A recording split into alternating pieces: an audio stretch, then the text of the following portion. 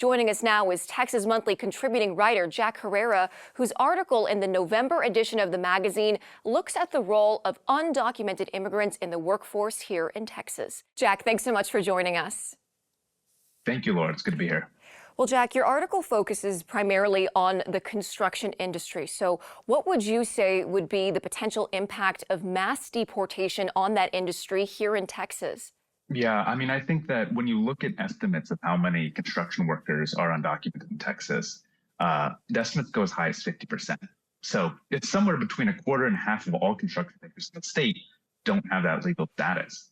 And so if you start deporting people in any sort of meaningful numbers, there are work sites that will go quiet the next day, and especially in residential construction, where there are work sites, houses going up in Dallas and Houston and Austin, where the entire work crews, pretty much from every single man, every single person working the site, are undocumented. So you want houses, you can't deport these people. Now, as for other Texas businesses that have long relied on undocumented workers, what do you think the potential impact is for them if mass deportation happens? Yeah, when you look nationwide, just the immediate economic impact is going to be profound. It has an inflationary effect. There's so many of the like dairy workers in Wisconsin, for instance, are undocumented. So the price of milk goes up. In Texas, you're going to see price of manufacturing, price of construction, meat packing, all these industries that really rely on these workers. If they were to actually deport every single undocumented person in Texas, if they got to that, we'd be talking about a recession on the scale of the Great Recession, if not greater. And that being said, what's your sense of what realistically could happen?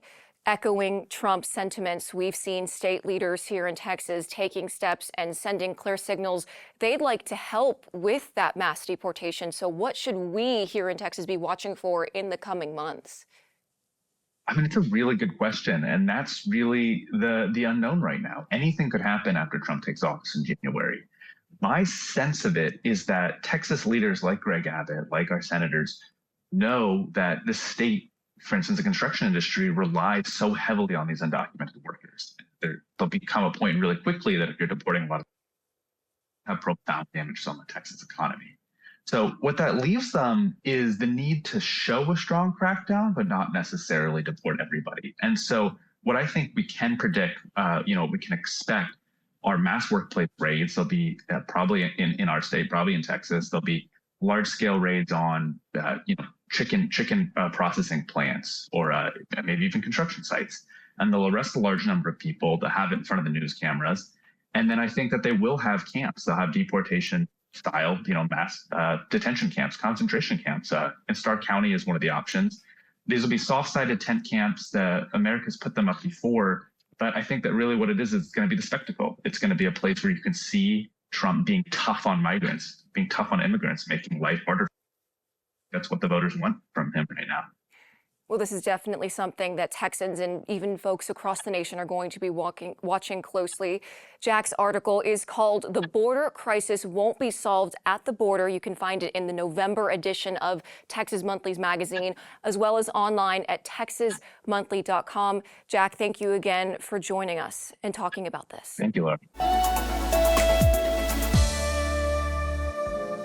Thanks so much for watching. If you like this video, be sure to subscribe for more from Austin Insight. You can also watch full episodes of Austin Insight for free on the PBS app.